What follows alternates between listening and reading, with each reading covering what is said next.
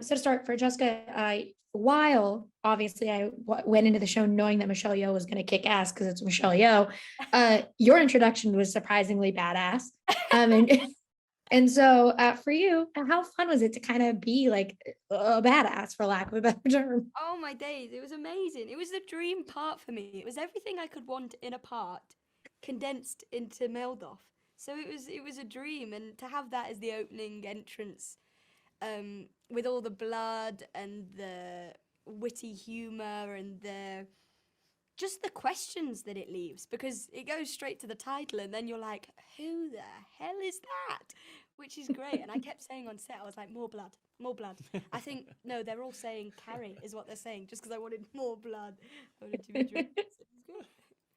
Yeah, just covered head to toe in blood right Yeah. out the gate is what a way to start. But for you both, it obviously The Witcher Blood Orange is a prequel and it's part of the same fantasy world as The Witcher, but it is kind of its own beast in the sense that it is before everything we know, and we're getting to meet these characters and see how it forms into the actual Witcher. What was the kind of joy of getting to be part of that versus like something like The Witcher that is established and we know like this is kind of its own thing? Hmm. I think as actors, when you come into the world of The Witcher, you're aware of what you're stepping into.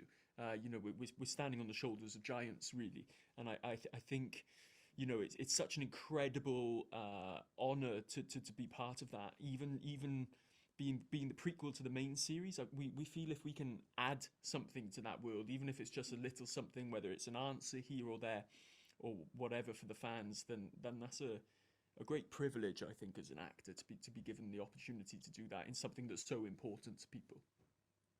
And I think what's so fun about this series as a whole is that like it's not modern, but it mixes like how we as humans would react to something. Like Yeah. I'll swear real quick. I like when someone's like, "What the shit is this?" Or like they just are Yeah, like, "Oh, what's yeah. going on?"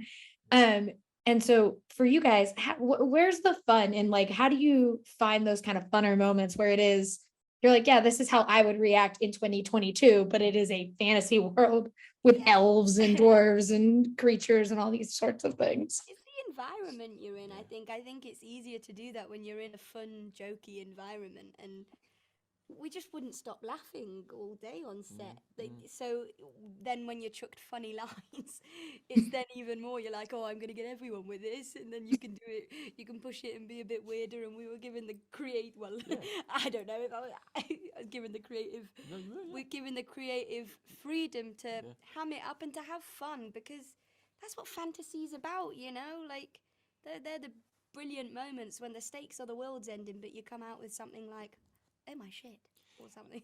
And I think it's important, even in fantasy, that it has to be real and it has to be honest. And Relatable. I think when you're playing these characters who go through such emotional depth and everything like that, even if it's just putting in a few words here and there, to have that freedom to make it your own and explore the language, um, really is a gift, isn't it, as an actor, Yeah. to be able to have that freedom. Thank you guys so much. I can't wait for everyone to get to meet your characters in Blood Origin.